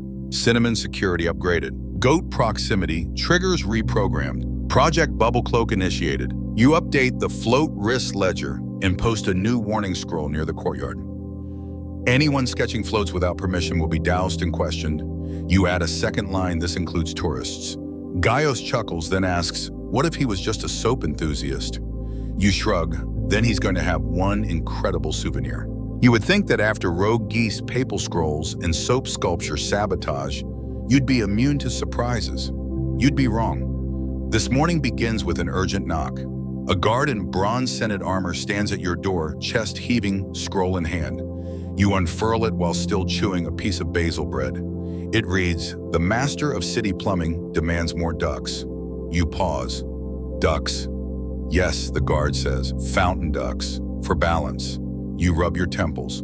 Balance of what? Apparently Dorius, the city's overly passionate plumbing engineer, has conducted a series of calculations on wet parchment no less, and determined that the final soap fountain in the parade lacks aquatic symmetry. To maintain harmonious water resonance, his attached diagram insists you must introduce at least 7 ducks, ideally trained in counterclockwise drift patterns. You read it 3 times, it still doesn't make sense. Gaius wanders over, sees the sketch of ducks wearing tiny wreaths and mutters, "He's unwell. You know what must happen." You go to the Aquatic Coordination Subdepartment, tucked behind the east wing of the Ministry of Lather. The woman in charge, Cassiani the Ripplemancer, sits beside a tank of ornamental carp and addresses you without turning around. "Duck requisition," she says, as if it's completely normal. "Yes," you reply, equally deadpan. She flips through a water-stained ledger. "We have 5 parade-qualified ducks, 3 trained in drift formations, 2 prone to wandering but photogenic. We can rent an additional 2 from the duck choir of Chersonesos if you provide lavender oil and a travel stipend." Done.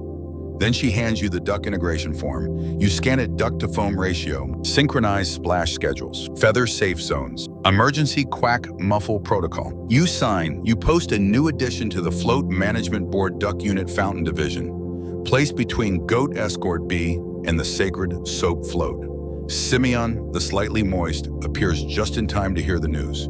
"Ducks," he beams. "I knew it." You assign him to design tiny duck accessories, simple wreaths, no glitter, embroidered only with the symbol of the Lather Ensemble. Meanwhile, Dorius personally inspects the parade route fountains. He spends 4 hours muttering about hydrodynamic soap tension and insists on releasing duck prototypes into the trial basin of holy overflow. They do not drift, they nap. Dorius is disappointed. You are relieved. Back in your office, the latest chant scroll has been updated from water clean and softly spilled. "Let ducks parade as saints have willed." You raise a brow. "Theology ducks." Brother Zenon nods. "Psalms are flexible. Gaius hands you a final report. Ducks confirmed, drift protocol pending, feather dander rated at moderate risk, one goat allergic solution, scented saddle mask. Historians still argue whether ducks were a meaningful part of Byzantine ceremonial processions or simply a footnote in someone's bathhouse memoir. Some even claim the duck float tradition continued in secret all the way into the Paleologos era, becoming a symbol of quiet aquatic dignity. You update your planning notes. Ducks equal visual harmony, aquatic spectacle, inexplicably moving. That evening you sip mint water while watching rehearsal. The ducks float serenely in their practice pond, gently circling a bar of soap mounted on a velvet pedestal. You exhale, and for one fleeting beautiful moment, you believe in the parade. You arrive at the plaza to find your team locked in a heated argument about pickled plums. Again. The issue isn't whether they're delicious. They are. Gaius is on his fifth. The issue is snack placement, specifically whether pickled plums can be sold near the St. Eupraxia float, or if their sharp tang will disrupt the surrounding rose and lavender scent zone. Leon of Lemons insists that pickled plums carry aggressive olfactory notes. Gregor of Greenery counters that their saltiness complements the soap's spiritual pH. An herbalist waves a scroll full of chemical diagrams. Someone starts crying. You're not sure why. You intervene. Here's the deal, you declare, raising a hand stained with ink and plum juice. Plums stay, but only in carts painted soft pink and no closer than 10 paces to a floral icon. There is a pause, then begrudging nods. You have just made a snack radius concession. You record it in your ledger under culinary theatrics. Fruity diplomacy. Then just when you think things might settle, a horn sounds. A large one, the kind reserved for processional emergencies. A runner appears, panting, scroll clutched, like his life depends on it. Problem with the emperor, he gasps. He's changed his mind. You stare. About what? The snacks. Apparently his radiance, in a moment of personal gustatory reflection, has decided that pickled plums are too humble for an imperial parade. He prefers candied sesame dates, which he believes to be more reflective of celestial indulgence. You resist the urge to punch your own sandal. Instead, you summon the imperial snack liaison, a woman named Sebastia, who speaks in flourishes and smells like roasted almonds. You ask for a compromise. She offers plums for the people, dates for the elite, served from twin carts pulled by matching goats. You blink. You've had this plan prepared since Lent. You approve it immediately. Meanwhile, a new banner arrives for the float. Lather is luxury. It's embroidered in golden thread with tiny sequined bubbles that reflect sunlight in dramatic little flickers. Euphemios of the Needle swears they glimmer modestly. You're not sure modest glimmering is a thing, but it works. Suddenly you realize you haven't eaten anything not made of vinegar or regret in 2 days. Gaius hands you a wrapped packet, inside one sesame date and one pickled plum. You eat them both, together. It's confusing but balanced. Back to logistics. You update the snack placement matrix, add 3 new scent harmonization zones, plum adjacent, date dominant, and goat neutral, and request a musical transition between the snack segment and the soap benediction. Brother Zenon offers a jingle. From figs to foam, from date to dome, we snack in peace beneath the loam. You squint. What's loam? Holy dirt. Right, you approve it. Then, as if summoned by absurdity, Simeon the slightly moist arrives with a sculpture update. Saint Polyxena now has a snack basket at her feet. To honor the edible offering, he says. Does it match the fragrance profile? He smiles mysteriously. It tells a story. You record this under thematic enhancements, edible imagery.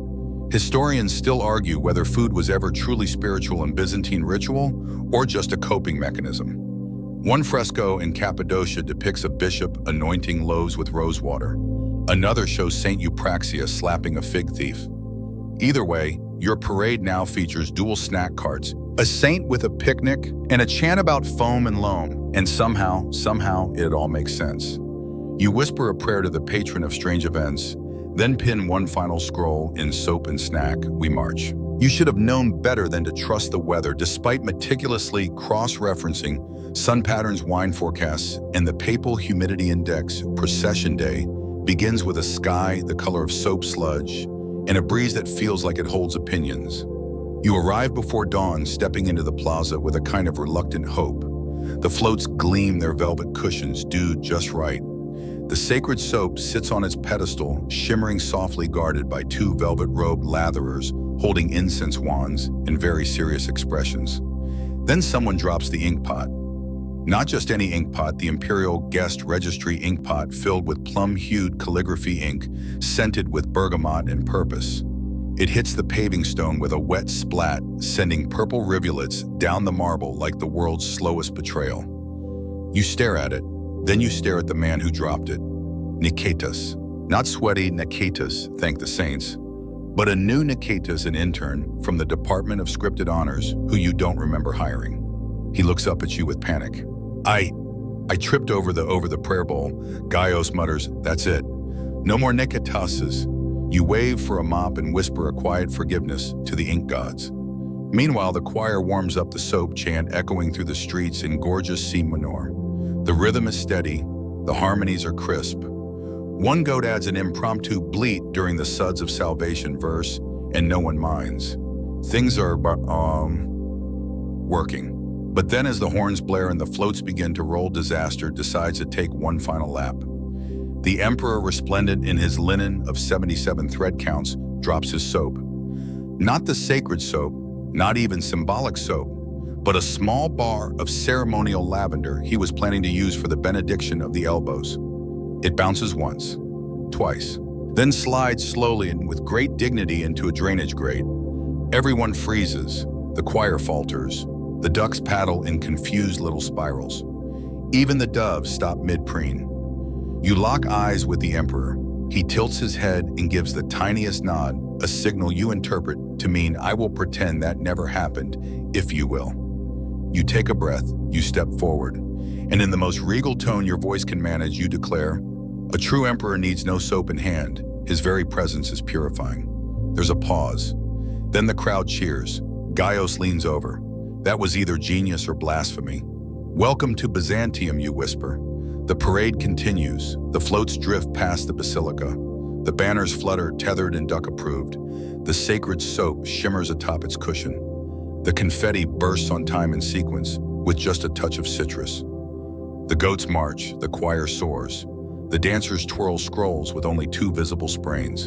And the emperor lifts his arms to the crowd, robe gleaming elbow, unblessed but unbothered.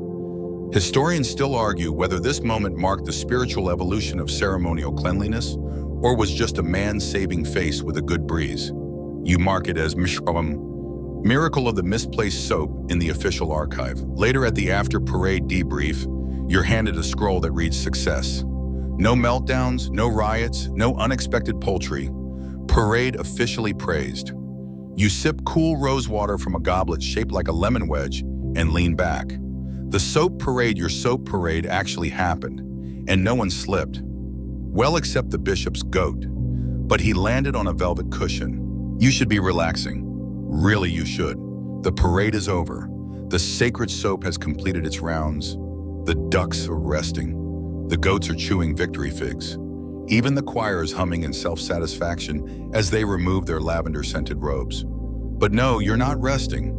You are in the bath, sitting waist-deep in a warm marble tub, surrounded by floating flower petals, and listening to your team debrief the parade like it was a military campaign. This year's foam-to-saint ratio was excellent, says Gaios, reclining on a bench with a towel over his eyes. Except for the one soap bust that slid off the cart, Xenon mumbles from another corner, holding a wet sponge to his forehead. She looked like she was fleeing judgment. And yet you say, voice echoing slightly off the mosaic walls, the crowd thought it was a miracle. The room hums with the warm silence of bureaucratic afterglow. Scrolls have been filed, maps rolled, banners rescented and stored. All that's left is to soak and reminisce. Simeon, the slightly moist, floats by on a slab of olive wood. Eyes closed, muttering praise for Saint Eupraxia's hydraulic cheekbones. You don't interrupt. The soap latherers arrive next, still robed and reverent, requesting permission to anoint the bath with residue foam. You nod. The bubbles that form shimmer faintly with traces of citrus and what you hope is not cinnamon. One by one, your team sinks into the water. Gaios updates you from memory. Number of scrolls saved, 218. Number of pigeons diverted, 3. Number of accidental goat injuries, 0.5. The hoof is recovering. Number of actual miracles reported, 2. Though one may have been indigestion, someone passes around honeyed almonds, someone else suggests a commemorative plaque. Here soak those who lathered Byzantium into glory. You approve it instantly. Brother Xenon begins singing a soft reprise of the soap chant, this time in lullaby tempo. No harmonies, just his voice, the warm water, and the occasional sploosh of someone adjusting their robe knot. From basin deep and fragrant hue, let lather cleanse both old and new. You exhale. For a moment you remember everything. The scent disputes, the foam disasters, the duck diplomacy, the whispered theological panic over cinnamon. You remember the spy the scroll tornado, the floating goat, all of it. And yet despite everything you pulled it off. A parade for soap that somehow made people laugh, cry, sing, and smell better. Historians will interpret this in a dozen ways as social spectacle, religious devotion, or government overreach via scented foam. Some will see parody, others poetry. But here in this bath, with your robe hanging nearby and your sandals blessedly dry, it is none of those things. It is peace. You lean your head back, and somewhere beyond the tiled walls, the city exhales with you. Your fingers are still a little pruny when you return to the office. You're not quite sure why you're back. The parade is over. The soap is stored. The ducks have been released with honors, and yet here you are alone after dark, sitting at your desk, staring at an inkwell like it might try to speak first. Maybe it's the archivist's instinct, that peculiar compulsion to document, to preserve, to make sure future generations know exactly how hard you work to keep one sculpture from melting on a goat. So you begin. You unroll the master scroll of event summary, sharpen your quill, and start recording in formal imperial script. The parade of cleansing, year of foam, 1074. You write it all, the emergency waft protocols. The scroll dancer's injury rate moderate. The resolution of the saint selection crisis. The diplomatic incident averted via strategic goat choreography. The spontaneous crowd chant, soap for soul, soap for state. You even include the part where the emperor dropped his soap. But you frame it as a moment of human vulnerability met with collective grace. That's what Byzantium would want. Then you start the real work filing. You create new archive categories, foam dynamics, goat-led pageantry, olfactory theology, scroll recovery protocols, aquatic ceremonial support, units ducks. Each scroll is rolled, labeled, sealed with lavender wax, and placed in the cabinet beneath the bust of Empress Irene, who once outlawed loud clapping but enthusiastically endorsed parade bells. You find yourself lingering over the scent deployment diagram, that ridiculous beautiful chart that nearly broke your spirit. You smooth it, sigh, and on a whim add a gold star next to successful multi-note aromatic transition lavender. Citrus, myrrh, you earned that. Gaius enters quietly. He's carrying a bottle of plum cordial and 2 ceramic cups. You're still working, he asks. You shrug, trying to get it all down before memory becomes myth. He pours, you sip. It tastes like fermented scroll ink in gentle praise. Then he says they're calling it the most fragrant procession in 3 emperors. You nod. Even the spy agreed. Silence stretches between you. Then Gaius raises his cup to St. Eupraxia's unmelting feet. You clink cups. After he leaves, you finish one last scroll, post-parade reflections, and include notes for future organizers. Always over-order parchment. Never underestimate basil-fed goats. Wind is not your friend. Cinnamon is powerful, use sparingly. People will cheer for ducks. People will cry for soap. And finally, a parade for soap is not absurd if you believe in the beauty of effort. You seal the scroll, blow out the lamp, and walk home beneath a moon that smells faintly of rosewater and bureaucratic triumph. You dream in lavender. Not metaphorically, your sheets still smell like the soap plume that misted the plaza during the finale. The scent has soaked into your hair, your sandals, and possibly your soul. When you wake, the sky outside your window is that hazy pre-dawn blue, only known to the chronically overcommitted. You stretch, yawn, and immediately step on a commemorative float mini banner someone gifted you. It reads, "In bubbles we trust." You smile, and for once it's not weary. Today is the day after everything. And that means only one thing: feedback forms. Yes, the great Byzantine tradition of post-event dignified evaluation. You arrive at the palace hall early, armed with a fresh stack of quills, a pot of honey figs, and a list titled "What Went Right? What Melted Unexpectedly?" Soon the others trickle in, Leon of Lemons holding 2 scented candles and 1 bruised ego. Gregor of Greenery proudly carrying a sprig of rosemary shaped like a trophy. Simeon the slightly moist, holding nothing but mist and emotions. Zenon the conductor humming yesterday's chorus slightly off-key. And Gaius, of course, already halfway through his review scroll. You facilitate. Each department delivers their findings. The Fragrance Guild's scent transitions seamless. Olfactory clash is minimal. Unexpected compliment is from Pilgrims profound and confusing. The Goat Division. Hoof incidents 1. Decorative compliance 100%. Emotional support provided immeasurable. The Scroll Dancer's injuries 2. Scroll integrity ardent effort. Crowd reaction awestruck and or baffled. The Duck's drift formation adequate with potential for choreography. Splash radius within acceptable spiritual bounds. Audience delight level transcendent. And then come the public comments submitted via wax tablet. Kiosk, I wept at the soap chant. Please sell the goat hats. Too much plum. Not enough cinnamon. Or perhaps vice versa. What was the sponge noise supposed to mean? Blessings upon the banner wranglers. My children now worship them. You post the best ones on the wall. Then you draft the official Imperial Parade After Action report, which will go to the archives, the Emperor's Scroll Shelf, and if you're being honest, several bathhouses. It includes participant roster, duck-to-chant synchronization rates, weather disruption responses, emergency soap recovery techniques, and a glowing commendation for spontaneous metaphor resilience. Gaius suggests one final addition. A legacy scroll, something to be passed down to future planners should the parade ever be revived. You entitle it How to Parade Like Byzantium. Its contents include confirm your soap is sacred, confirm your ducks are coordinated, remember dignity can include sequins, never let a Nikitas near the scrolls, above all believe in the lather. You sign it with a flourish and a dab of rose oil, a scent, a stamp, a memory. Later, back at your now uncharacteristically quiet office, you place the scroll on your shelf between civic lint removal laws and emergency incense protocols. Then you sip your fig cordial, and you realize with gentle certainty you will never plan another soap parade. But you will also never forget this one. The plaza is almost silent now. The banners have been rolled. The ducks return to their monastery pond. The goats, still faintly perfumed, have been blessed, brushed, and sent on diplomatic tour. The sacred soap rests in his velvet chamber, sealed in a glass reliquary, gently rotating by mechanical candle power.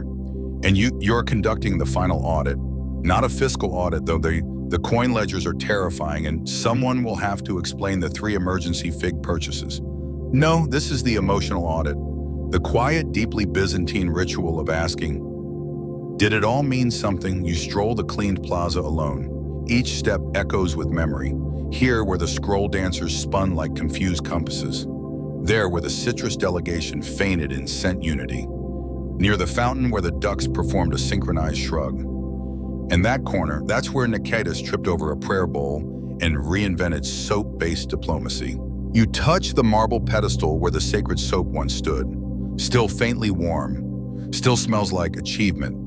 At your side, Gaius appears as always with 2 cups of mint water and a wax tablet tucked under one arm. He hands it over.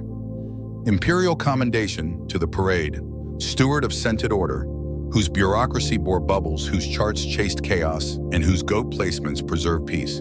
You raise your brows. He grins. Emperor signed it personally. After he retrieved his elbow soap, you both laugh. A real one this time. Together you walk the full parade route in reverse. A final symbolic act, closure in scented footsteps. Past the basilica doors, a child runs past carrying a wooden soap float toy. She shouts, "Cleanse thy elbows," as her parents chuckle behind her. It's catching on. At the edge of the city wall you turn. You see the domes and towers glinting in morning gold. You smell rosemary and rose. You hear the last echo of a chant, "From grime we rise, in foam we trust. Let every city bathe the dust." And you feel it. Truly, it mattered. A parade for soap, absurd, glorious, unforgettable. Built with scrolls sewn with ribbon, launched on laughter, and grounded in fragrant unity. Historians will embellish it. Poets will confuse the facts. Children will reenact it with goats and buckets for centuries. but you will remember the truth. It wasn't about the soap, it was about Byzantium. Being Byzantium, a civilization that could elevate cleanliness into ceremony, chaos into ritual, and a misplaced dove into a metaphor for civic resilience. You write the final note in your logbook, parade complete, order restored, meaning achieved, and then you close the book, but only after pressing one final petal between its pages. Lavender for memory. The final scroll has been sealed, the last sponge accounted for, every duck gently patted and ceremonially thanked. And now, after weeks of preparation, panic papyrus, and parade, you rest. You lie on your modest cot back in your quarters, listening to the wind shift gently through the shutters. Outside, Constantinople exhales. The city, satiated by spectacle, scrubbed of uncertainty, has fallen into one of those rare, velvety silences that follow successful absurdity. Your muscles ache, your quill-calloused fingers twitch as if still sketching float diagrams. You catch a faint scent of rosemary and wonder for a fleeting moment if you've developed permanent parade-scented hallucinations. It would not be the worst fate. On your shelf, a miniature float replica carved from sandalwood and capped with a perfect almond-sized soap sculpture of Saint Eupraxia. A gift from Simeon the slightly moist, who finally admits that some things shouldn't melt. Pinned beside your window, a scrap of chant parchment rescued from rehearsal. Its corner singed, its ink slightly smudged by goat saliva. The line still legible, let lather light the soul's delight. You breathe deeply, inhale the lavender, the rose, the faint hint of ceremonial vinegar left in your sleeves, and slowly, softly, you let the weight of the whole event drift downward. Like foam settling, like banners folding, like saints returning to silence. The empire rolls on. Tomorrow it will argue about border taxes or basil permissions, or whether the city should ban pigeon weddings again.